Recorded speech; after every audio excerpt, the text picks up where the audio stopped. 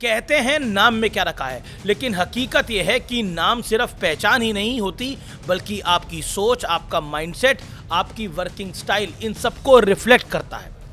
एक दौर था जब इस देश में बाबर के नाम पर सड़कें होती थी, औरंगजेब के नाम पर एक पूरा का पूरा औरंगाबाद शहर होता था, और किसी को इन बातों से कोई लेना देना होता ही नहीं था, किसी को कोई फर्क नहीं पड़ता था। लेकिन अब फर्क साफ है। लेकिन साल 2014 के बाद सत्ता बदली, शासन का अंदाज बदला, प्रधानमंत्री से प्रधान सेवक वाला माइंडसेट इस देश में आया, और आज भी देश में एक बहुत बड़ा बदलाव आया है। यानी आज देश में जब हम बात कर रहे हैं तो बहुत बड़ा बदलाव आ चुका है।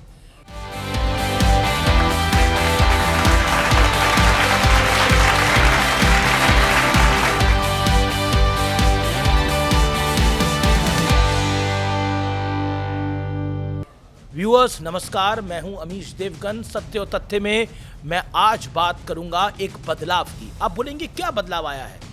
भारत में एक बहुत बड़ा बदलाव आया है। धीरे से आया है लेकिन बहुत बड़ा बदलाव है, और ये बदलाव है मोदी स्टाइल ऑफ पॉलिटिक्स का। और ये बदलाव क्या है, क्यों है, किस लिए है, ये जब आप जानेंगे, समझेंगे, तो वाकई आपको लगेगा कि कितनी बड़ी बात हो गई है। क्योंकि आज प्रधानमंत्री के ऑफिस का पता बदला है, एड्रेस तो बदल जाते हैं। अब ये साउथ ब्लॉक के नाम से नहीं बल्कि सेवा तीर्थ के नाम से जाना जाएगा। ये बहुत बड़ी बात है, ये सामान्य घटना नहीं है इस देश के लिए।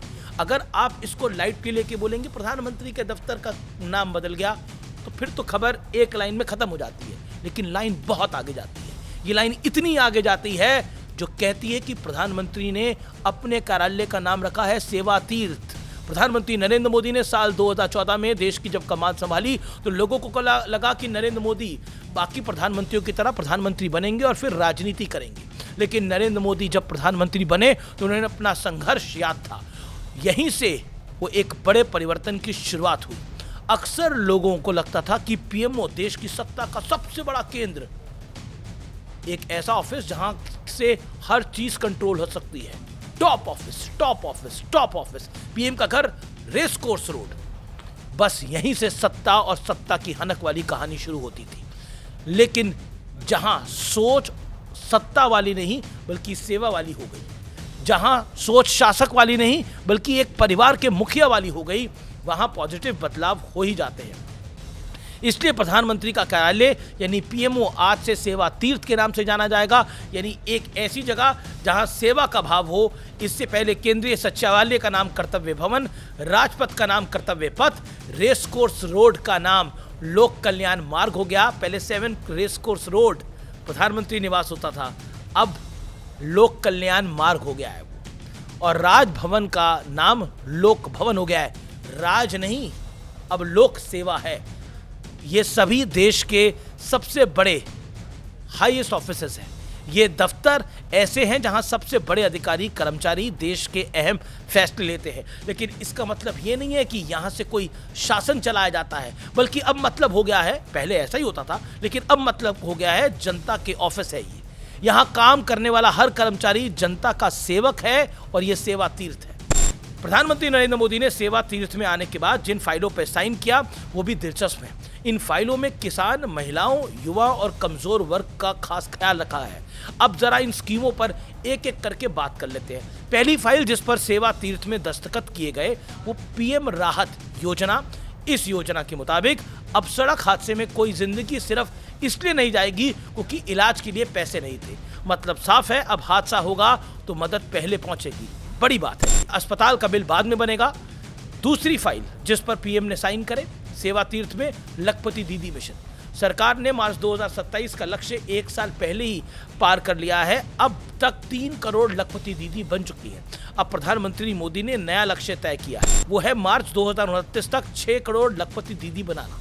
ये सिर्फ आंकड़ा नहीं है व्यूअर्स, ये गांव की आर्थिक क्रांति है। तीसरा बड़ा फैसला किसानों के लिए हुआ है। एग्रीकल्चर इंफ्रा फंड अब दोगुना कर दिया गया है। अब फंड 2 लाख करोड़ रुपए होगा। यानी अब किसान सिर्फ उगाएगा नहीं, अच्छा कमाएगा भी। चौथी फाइल जिस पर साइन किए गए वो है स्टार्टअप इंडिया 2.0। इसके लिए करीब 10,000 करोड़ का फंड दिया जाएगा। तो कुल मिलाकर प्रधानमंत्री मोदी ने सेवा तीर्थ से 4 बड़े फैसले कर लिए हैं। क्योंकि सत्ता जब सेवा में बदलती है तो फैसले फाइलों में नहीं, लोगों की जिंदगी में दिखते हैं, महत्वपूर्ण है। और जब शासन तीर्थ बनता है, राजनीतिक व्यवस्था नहीं, जिम्मेदारी बन जाती है। और ये बात बिल्कुल स्पष्ट है।